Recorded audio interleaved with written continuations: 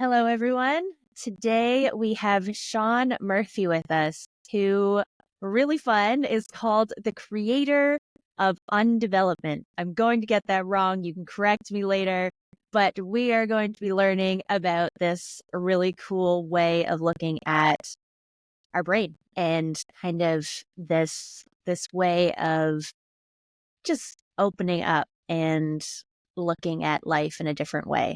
I've learned a lot from this man in the very short time that I've known him. And we're going to go a bit about his business and what he does in that world and the fun offerings that he has to bring you into his world, and go into a story of how he got there, as well as growth and some teachings of the magic that this brings to the world. And at the end, fun add-on is he's going to ask me a question. No idea what it's going to be. He's got some deep, fun questions. So hang on and we'll see what comes out of that. So Sean, take it away. Tell us a bit about. Hey, Megan, how are you? It is so good to see you again. Oh my gosh, I counted the moments. So thanks for doing what you do. You doing well? You look like you're just absolutely crushing it. Doing pretty great. Yeah. I love Sunshine it. and doors. I love it, love it, love it. Well, you mentioned personal undevelopment. People have a tendency to their eyebrows furl or they run away scared, screaming, hair on fire, like, what's it? And what it really means is that all of the personal development that we do, all that we have, is in hopes of undoing what hasn't been working for us. Does Right. that make sense? Yeah. So that's why I coined it personal undevelopment, because the reason that you want to learn time management is because you want to undo procrastination. The reason that you learn gratitude is because you want to undo your ungratitude, right? So in this philosophy, as somebody who really pays attention to my words, as somebody who's on the board, on the faculty member of the Self-Talk Institute. Now, don't tell Dr. Sad Helmstetter, I barely made it through high school. But anyway, so this idea of self-talk and neuroencoding and addiction to approval, all of these things are to say, we have a personality. We have a personal reality, as Joe Dispenza would say. And the question is are we operating at our peak performance? And if we're not, then the question becomes, is the change outside or is the change inside? And as you work with people, as you work with coaches, you work with coaches and teachers and trainers and mentors and people who want to have more in their life. We always ask them, so what's your why? What do you want more of? Well, what I found was, if you go back to your childhood and you broke something at the house, or you didn't come home when you were supposed to, or drew on the wall with crayons or maybe permanent marker, the first thing your parents or the people of influence in your life said to you was what? Why did you do that? So then we grow up and we really want to make a difference in our life. And somebody says, tell me your why. And your brain, which has recorded everything you say has been recorded in your brain. That which you repeat on a regular basis becomes permanent. And if you're like me, if you're like most people, we always have a tendency to say, why am I stuck? Why am I not making it? Why do my romances fail? Why? And then somebody comes along and they're not 100% sure what they're doing. They just learned it at an event last week and they go, tell me your why. Your why's got to make you cry. And all of a sudden you start bawling. Well, that's probably not going to produce the ultimate result that most people want. What I've learned, my business is to help people. There's a phrase, who you are speaks so loud, I don't really need to hear what you're saying. Your energy, your frequency, your vibration, the way you use words. There was a young woman I worked with in Miami who went to an event this past weekend, and she texted me halfway through the event. She says, I cannot believe all of these people, these top leaders are walking across the stage, giving their presentations using like this and like that and like, and She said, I had to stop counting at 50 likes. I said, yes, and that's become acceptable, hasn't it? So what I do is I help you understand the power of your words. I help you understand the power of the words you've used for the trauma in your life and help rewire and reset that. Don't ever want to shove it in a box because my daddy said, you corner a coward, it'll kill you on the way out. So if we corner those things that get you frustrated, aggravated, agitated, and maybe you've been taught to, well, just don't think about that. Really? Is that going to work? So that's what I do. I'll help people with trauma. I'll help people reset their goals. And it's not that the goal needs to be reset. It's the way we look at it.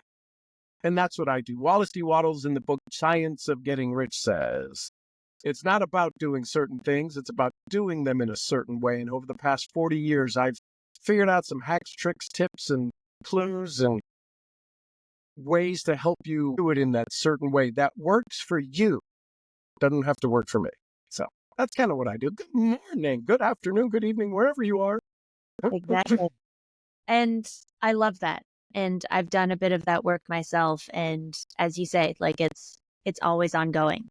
Like the shift, the growth, there's always something to learn. There's always something in your blind spot because there's so many different reprogrammings that have happened at so many different moments on so many different things throughout our lives. And it means you will always be needed. Absolutely. Will always be a need to go and shift different Well, things. there'll always be a blind spot, right? Even when you're driving down the highway, it's one spot in the car, but it's everywhere in the universe. Yes. So, yeah, very cool. Very cool. Okay. And tell us how you got here. Like how, as this child, young, inexperienced, how did you get to this wise being who helps Well, my people? dad was he was very much a proponent for entrepreneurship. So at 5 years old, I was selling corn off a hay wagon, barely made it through school, drove by a lot of colleges. The one turning point was around age 14, something traumatic happened in our family. And I'm the baby of the family. So if there's any baby of the families out there, when your world gets really turned upside down, that's a big thing because you got everybody's attention. And then instantly on that day, I wasn't getting anybody's attention, which was a topsy-turvy 180-degree shift to life. And it was really traumatic. No, it wasn't physical injury. It was a lot of emotional and mental challenge. And I decided from that day, I'll never have another bad day. And I didn't know what that meant. I didn't understand. I just knew we weren't original with our dogs' names. So we had two dogs that were sitting in front of me, Spot and Pooh. I didn't say, yeah, Pooh. Brown dog just looked like Winnie the Pooh, and the other one had brown and white and black spots on it. So we weren't spending any brain power coming up with names. So I was sitting there looking at Spot and Pooh sitting on a bench, and I said, I'm never going to have another bad day again. And I tell the story. They looked at each other like, is he crazy? I don't think they did. It's just in my mind, it makes a good story. So from that day on, I chose that whenever the personal reality didn't align with my personality, I did my best to remove myself from that. Now, when you're 14, you don't really get, okay, I'm getting on my camel and I'm leaving. I'm out of here. I had to pick and choose my battles. So my mom was what I would say a very strong-willed woman, translates into negative sometimes. And I would say, can I leave the table? Can I be excused? And in the beginning, she would say, yeah, whatever, there's something weird with you, right? Throwing that little jab at you. But that turned into me being able to stand on stages in 35 countries, translated into over 40 different languages, a 5-time #1 best-selling author, and having a ranch with sheep and chickens and all of that stuff now, 30-acre ranch that people come to live events at, because I said, I'm just not going to have a bad day. Now, I have bad days. Listen, this ain't Gandhi or, Mother Teresa walking around here. It's just they don't last that long. There's some people who we talk to that will tell you about the bad day they had in high school, and they're now 50 and 60 years old. So, got to let things go so we can move on. So that's kind of how I got here. Okay. By letting things go and moving on. That in itself is a valuable lesson. And it sounds easy. Jim Rohn would say, if it's easy to do, it's also easy not to do. We have to come up with a new identity, right? There's things in your life that you don't want to let go of. It's not let go of everything. It's let go of the things that aren't serving you. I have a phrase. I help people do more of what they want and less of what they don't. That makes total sense. And I've heard a different version of it as well, is becoming a leader in your own life. Is until you see it, you can't choose it. If it's in your blind spot, if you can't see the decision and the fork in the path. Why we need Megan. Precisely. I agree with that. Well, Brian Tracy said it easy, right? There's only 4 things you can do. You can start something, you can stop something, you can do more, or you can do less. That's it, ladies and germs. That's it. That's all you got, baby. 4 things.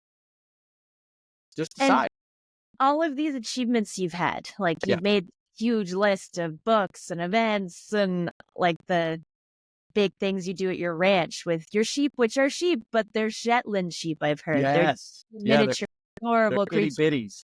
They're not quite pocket sheep, but they're close. Fair enough. So from high school to there, like what created that transformation? So I got involved in the powerful profession, and some people are going to, hopefully they won't leave the podcast, but I got involved in the powerful profession of network marketing. Now, there's a professional side, just like there's a hobby side and there's a kid's version of it. But I got involved in the professional side 23 years ago. And I realized I sold all my 7 businesses on the same day. April Fools, I went and I said, here's the keys, everybody, y'all take over. And they went, ha, ha, ha, funny, funny, funny. And when I didn't show up for 2 weeks, they knew I was serious. The reason was because I had over 100 people that worked all week for me. And I gave them the weekend off so they could recharge and work on their own dreams. And they didn't. And I didn't have influence over them because they were employees. So I got involved in the profession. My first year, I didn't do it correctly, and I made $80,000. Wait for it, in debt, because I didn't do it right.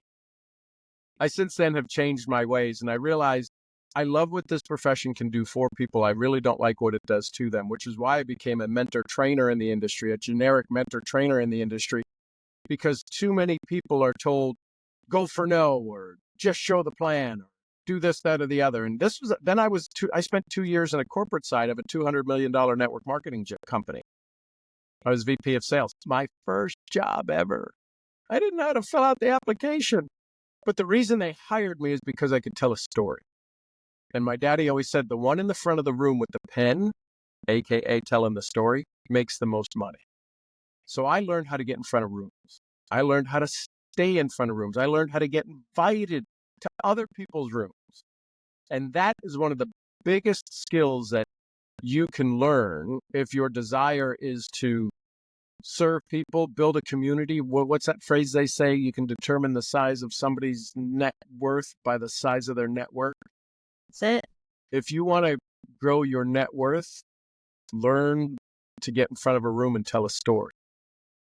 So that's what I did. And that's how I got here, is I tell good stories. You connect them back so they actually touch people. Story is a story, but your stories speak to everyone, or at least to the large majority. Yeah, well, it speaks to a psychographic, not a demographic. Well, who's your avatar? My avatar is 18 to 91.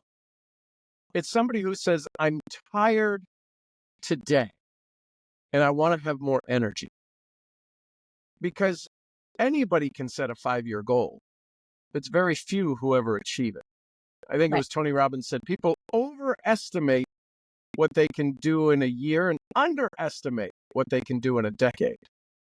And I work with the people who are willing to put in the work, to create their Napoleon Hill definite major purpose, right? Definite chief aim. And once you define that, then it's the price you're willing to pay. And what I do is I remind people it's the price they're willing to pay, right?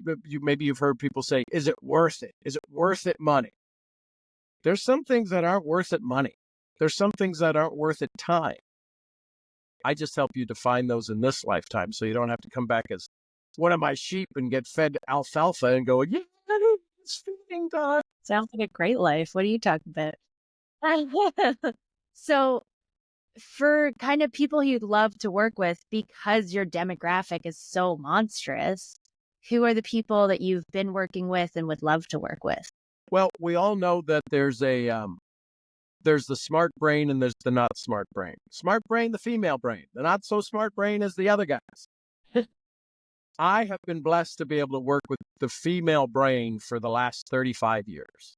And in doing so, the hard part is guys want to fix things.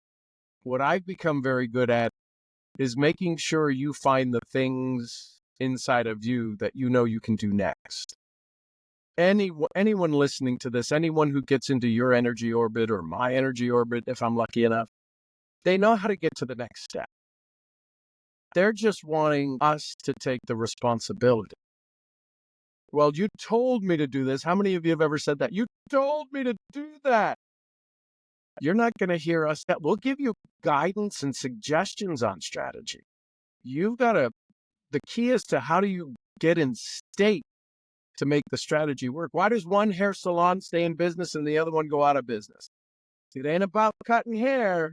It's about cutting hair in a certain way. And so that's the demographic. If you're willing to expand your capabilities and capacities and to use the talents, because I promise you, if anyone sat down with you or sat down with me, in the first 30 minutes, they go, oh, I know I need to do that. Well, we can't get you past that till you do that. And our goal is to hold you accountable. Our goal is to hold your feet a little bit to the fire so that you say, okay, I'm willing to shift my identity. I'm willing to shift my identity to say, knew what to do and I did it. Because if you do that, you now have evidence and we can take you, the sky's the limit at that. That makes complete sense. And your sky the limit, what's that looking like? Where are you going next? So where I'm going is I want to leave there's 2 times we die. The day they bury us, bye-bye, see you, throw some dirt. And the last time our name is ever mentioned. That's the second time we die. My goal is to, once I pass away, is to be alive for another 600 generations. That's 2,400 years. Somebody will remember my name. So that's kind of my sky. And then once we get up there, we'll figure out what's next. And I really want to ask, what do you want them to remember your name for? So one of the things when I teach, one of the things that I teach is I'll ask people, we'll get after second or third session, I'll say, so what do you want the word to be on the bottom of your statue? And everybody goes, I don't want a statue. I said, I know. I want you to have left such an impact that people are moved to make a statue. Today they can do the little bobblehead figure of you, right? I mean, they could have you on the back of the car going do, but they can make a statue to you. It doesn't have to be a bronze chiseled in the side of a mountain. So I want people to say worth it. I want on the bottom of my statue for when somebody looks at me and they say my name, is it worth it? That's it. That's not cheap or funny or brilliant or intelligent or, can barely open up a peanut butter jar. Is it worth it? It's worth it. That's the message. Because then it provokes for somebody who walks up to it. See, on my grave, on my tombstone, there's going to be a little built-in TV that's going to be solar powered that when you walk up, motion censored goes, hey, are you here? Did I owe you money? Or are you just here to say hi? Because why are we going to die? 1865 I was born, and 2065 I pass, right? Whatever the number is. How is our life that little dash? Seriously? You lived your whole life to be a dash? My goodness. And some people have a very small dash because they can't even fill that up. I don't want that to be the case with anybody in my world. So you're going to have your birth date here and then a really long line. And well, that's where the camera will be. I'll tell you all about it. Hey, listen, at 5 years old, I was selling corn up a hay wagon. You got 30 minutes? I hope you brought a Guinness. Sit down, have a chair. Glad we got this recording. We'll add it in. Yeah. And that's another just like fun piece to add in is you've done how many recordings to date? today, just on the morning show, was 1,957, but I've done evening calls, and I've probably done close to 1957 in the podcast. We just started another podcast called Put Some Ranch on It. We're on our fifth one on that. But in total recording, I've probably done 7,000 hours of Zooms. So if you want to get this good at talking, everybody, you need some practice. That is how to do it. This man was not born overnight. I mean, maybe it was. Maybe we should go back to films of him at 14. But well, I was gregarious. One of my mentors said, there's a lot of throwaway words, and they're fillers. Hopefully, you haven't heard a lot of ums or ahs. This is an impromptu. We didn't plan this. This is spur of the moment. So I hope if I did, you give me some slack. You got to remember that every piece of word is a piece of nutrition. And how is it going to feed their goal? I'm about as sexy as a potato sandwich. You ain't coming here to go, ooh, I just want to look at him. That ain't happening. Hadn't happened in 35 countries. I don't think it'll ever happen. Maybe if I grew a beard or something, I don't know. It ain't going to happen. So if words are 7% of the conversation we have, most people are getting real good failures. Wait, what? They're working on their words. They got all the words, but they don't have the other 93%, the story, the music, the funny, the what? Right? How do we break up the sameness? So I focus on the 93%, and you'll give me grace when I mess up the 7%. And I mean, I'm working on all of the likes and all of the ums and these recordings. I can go back and watch myself and not like it, but it's practice for me. It is practice. Thanks for being here. One of the things I have my students, whenever we are in a session, they know they have to contribute $1 a like to the sheep food. And I have some people pay for my month's sheep food in one session. That's really fun. I like that idea. But what if I use like in a sentence like that? Oh, that's fine. Yeah. And when it's appropriate, like when it's okay, like when you want to use like is okay to use. Like, this napkin is like white. That's okay. I think you owe your sheep a lot of sheep food by now. They are my buddy who owns another sheep farm, he says, your sheep are well kept. I go, are you telling me they're fat? No, I'm just saying they're well kept. They're fluffy. They're fluffy, very fluffy. They're so fluffy. All right. So we've heard some words of wisdom. Do you have any last words of wisdom to leave with people that are going to be wanting to do a journey like yours or entrepreneurship in general? Key is you don't have enough time. Don't think you have enough time. I pray you live 1,000 years. It won't be enough time. When you find your definite major purpose, you will never work another day in your life. Yet you will be the most busy. You will understand the power of a 20-minute nap when done in meditation can give you the equivalent of 8 hours sleep. You won't be sick. Your body won't hurt. You won't have any, as Bob Proctor says, dis-ease, the body not at ease. Find that definite major purpose. And it may be cuckoo for Cocoa Puffs, what everybody thinks you're supposed to do. Find it. And when you find it, if I can help you, if Megan can help you with that, that's what we're here for. Is when you find that, what's that other phrase? Light yourself on fire. They'll come from miles around to watch you burn. We need you lit up, baby.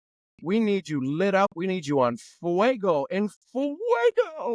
because that's what's going to break the chains. Some of you, you're the one that's supposed to break the chains of poverty. You're the one that's supposed to break the chains of abuse. You're the ones that's supposed to break the chains of complacency.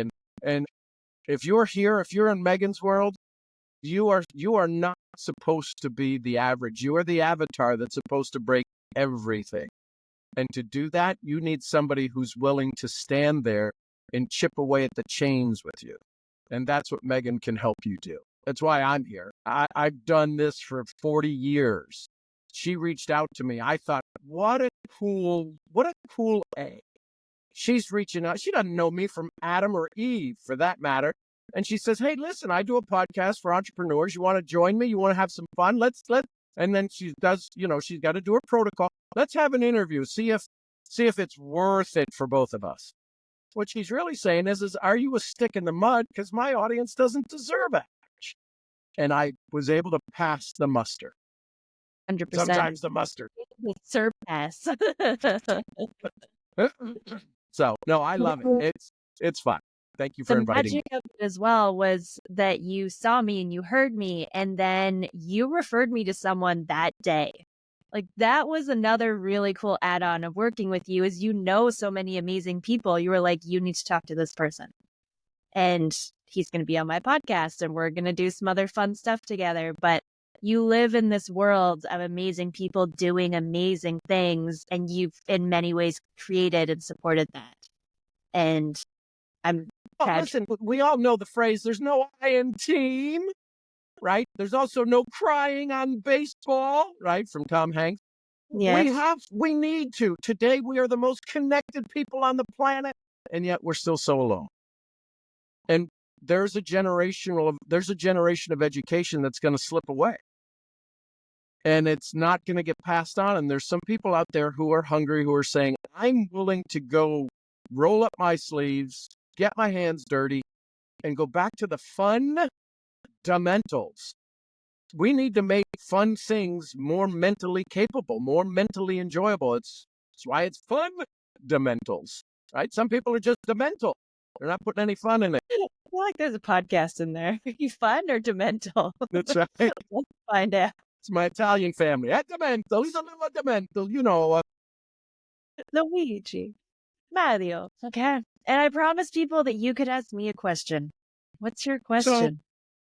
I'm terrified, by the way. So this whole idea, this journey that you're on, when does it end? You want to buried in the ground, but then, I mean, I could give the exact same answer as yours, because for me, this journey is around supporting others. It's around boosting people up. It's around spreading the impact and also the amazingness that I've been given in the world.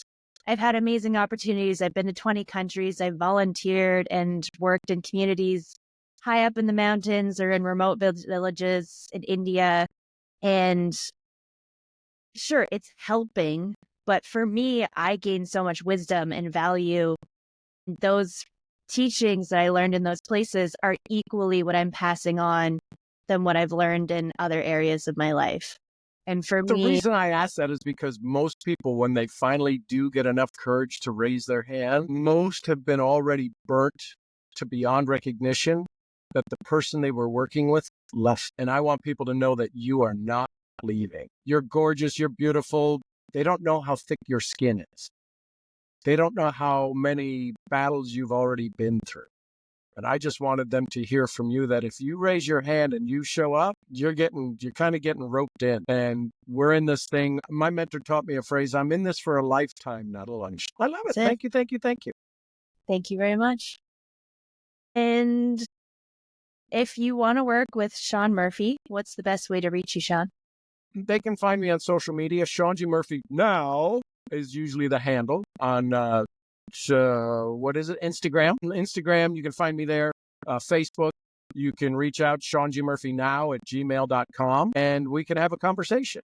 You can learn more about me at unlearnme.live, unlearnme.live. That's where my communities meet, and it's a dashboard. You can get access to a whole bunch of previous challenges I did and all that good stuff. So unlearn me. Learnme.live. All right. Everyone flock there. I'll join you there. Thank you, Sean. Thank you, Meg.